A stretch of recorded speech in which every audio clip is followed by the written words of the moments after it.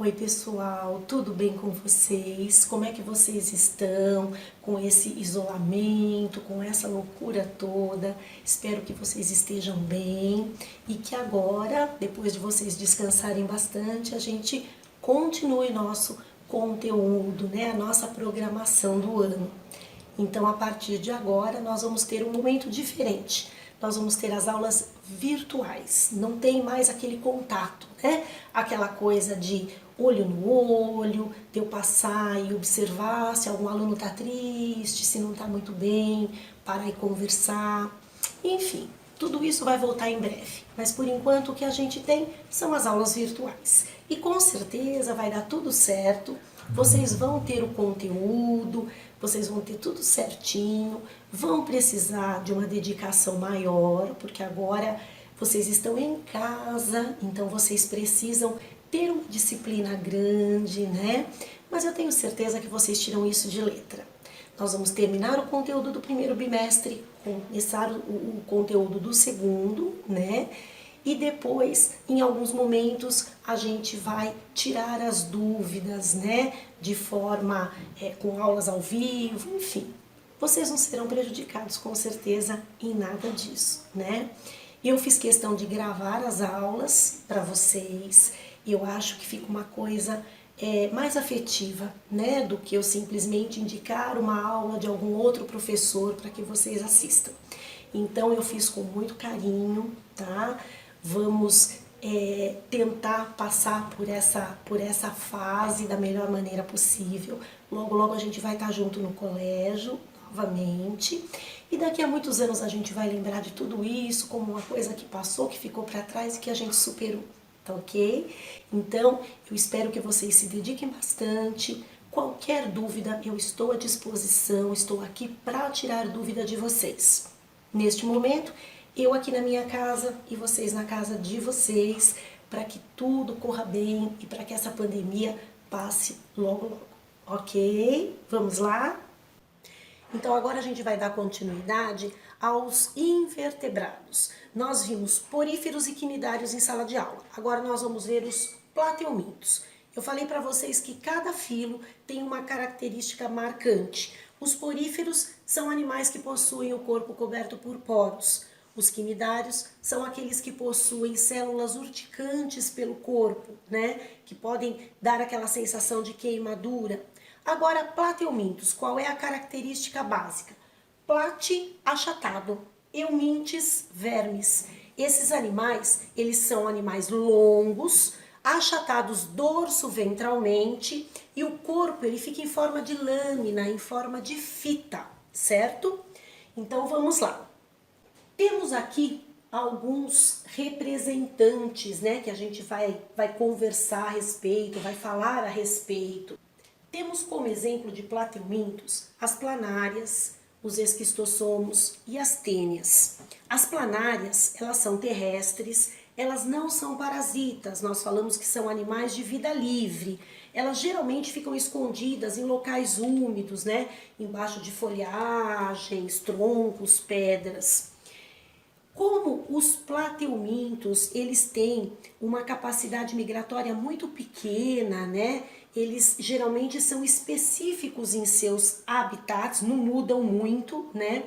Eles costumam ser estudados para identificar algumas áreas com espécies típicas, né? Implantar locais de proteção ambiental, por exemplo, da Mata Atlântica, certo?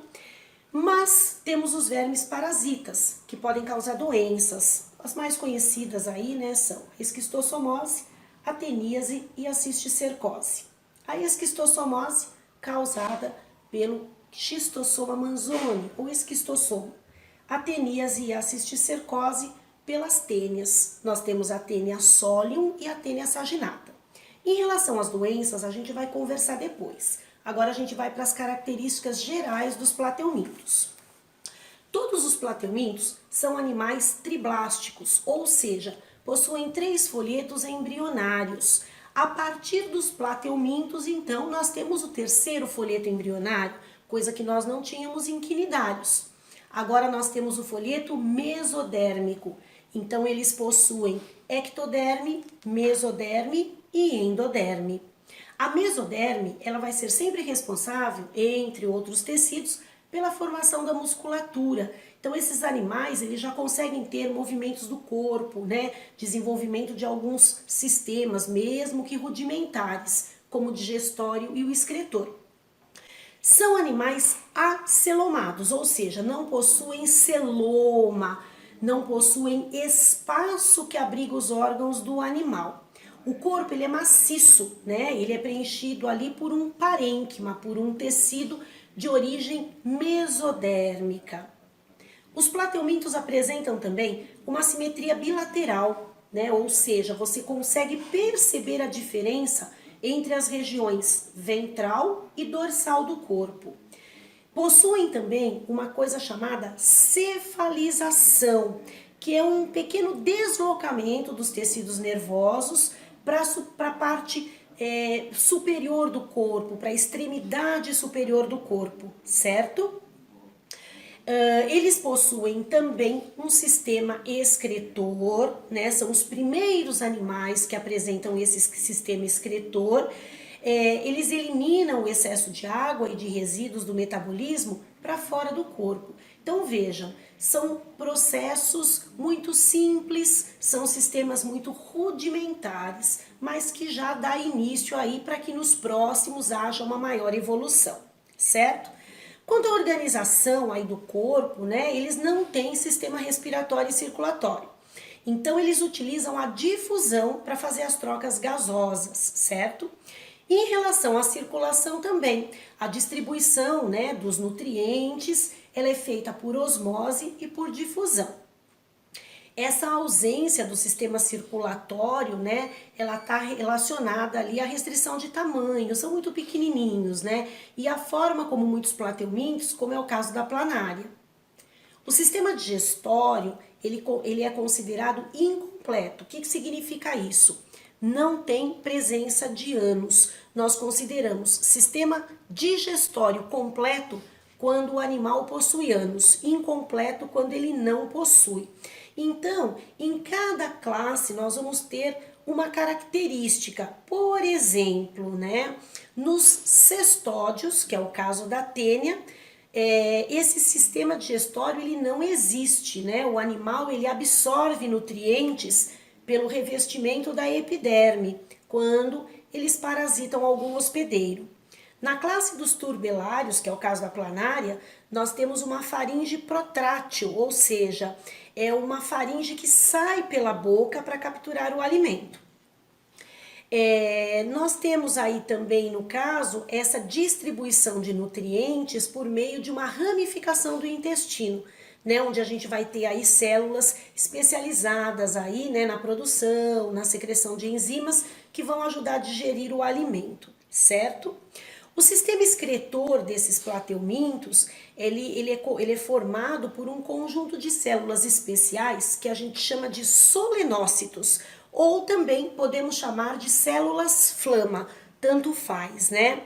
Existem canais muito pequenininhos que percorrem todo o corpo do animal, né, ligando uma das extremidades a esses poros excretores e a outras células flama, certo?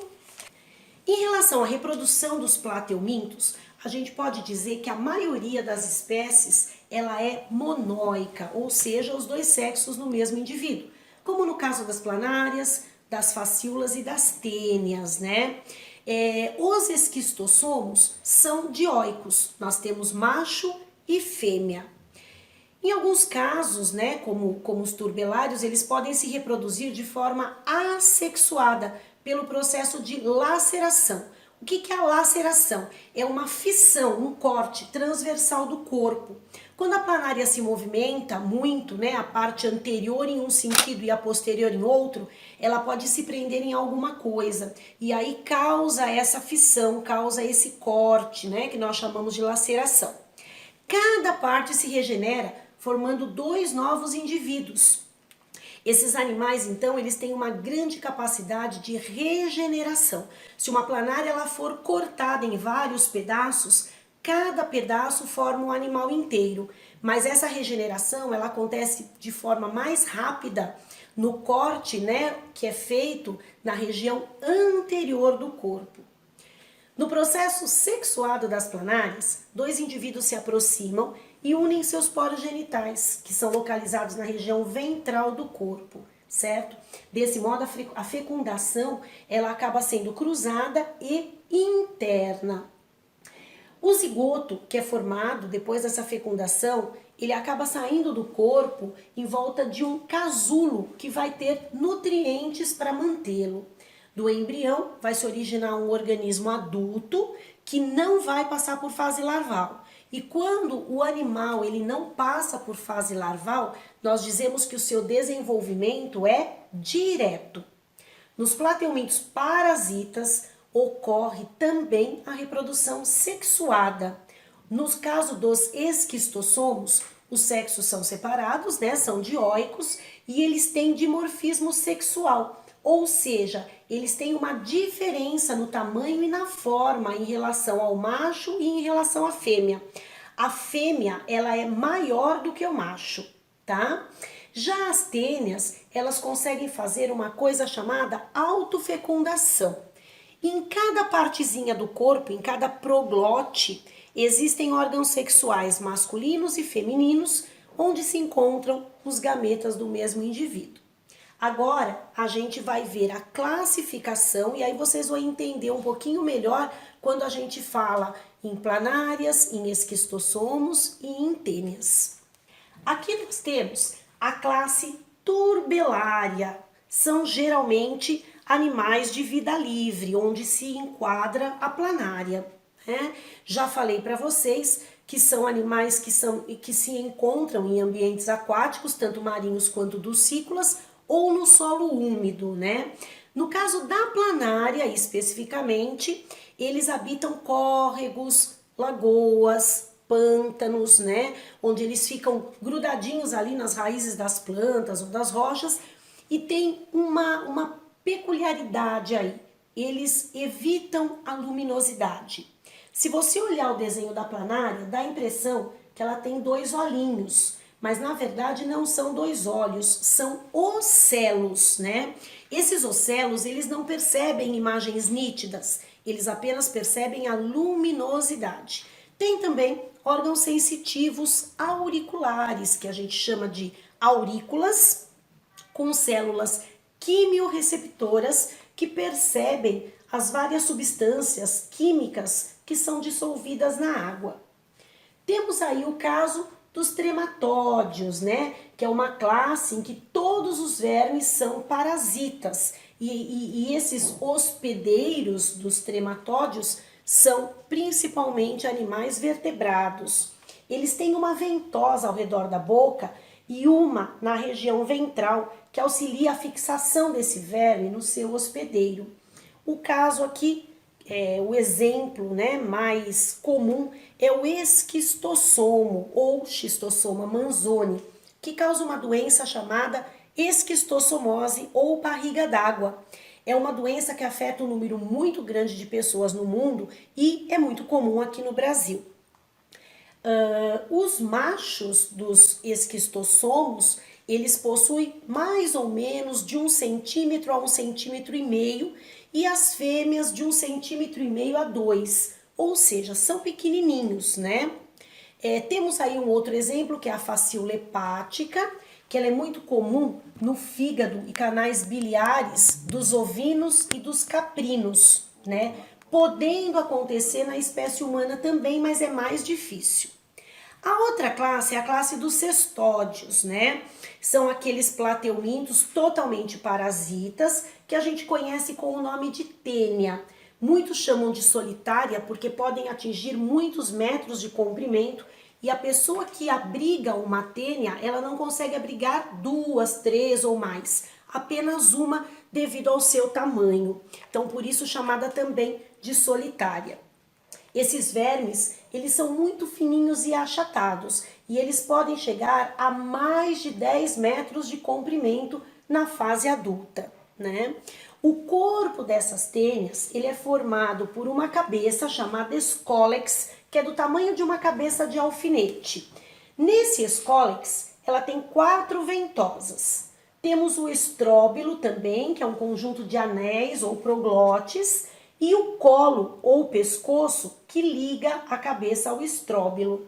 A tênia solium, além das ventosas, possui também ganchos na sua cabeça que se prende ao intestino.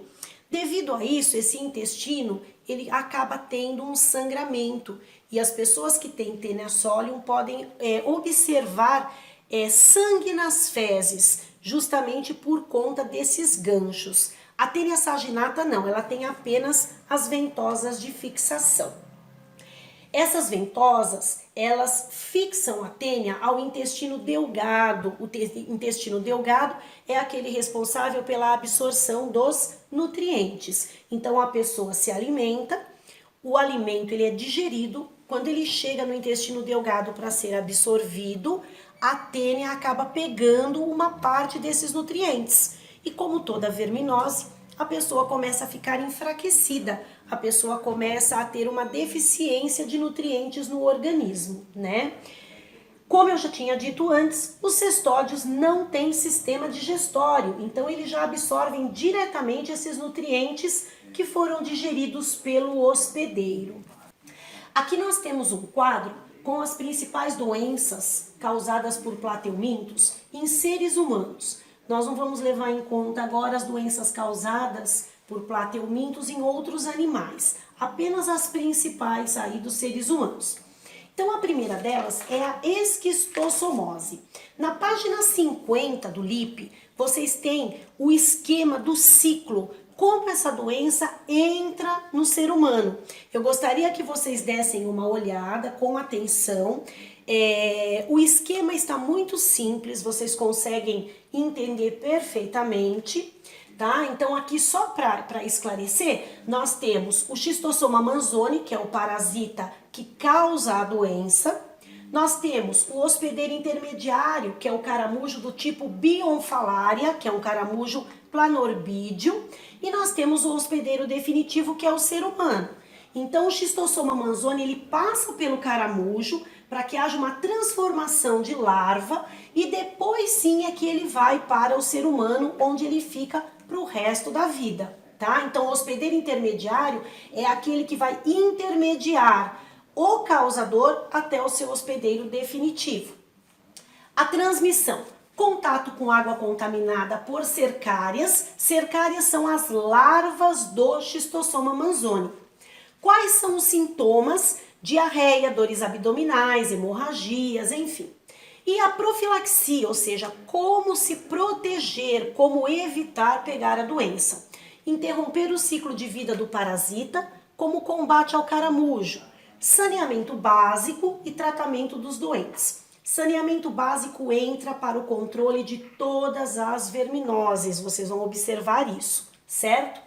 Depois nós temos a teníase. A teníase nós temos aí o ciclo na página 51. Mesma coisa, tênia solium ou tênia saginata. Nós temos os hospedeiros intermediários, que podem ser os porcos ou bois e vacas. A tênia solium é aquela que parasita o porco e a tênia saginata que parasita o boi e a vaca. E o hospedeiro definitivo, o ser humano, tá? A transmissão se dá através da ingestão da carne de porco ou de boi mal passada ou contaminada com as larvas ou cisticercos. Sintomas: alterações no apetite, cólicas intestinais, náuseas, vômitos, enfim.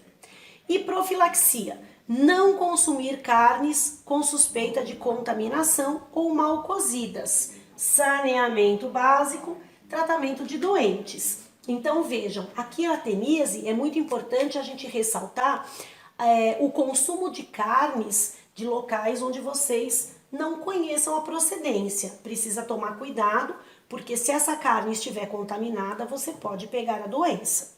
E aqui nós temos a cisticercose humana. A cisticercose humana, ela é causada pela tênia solium, tá?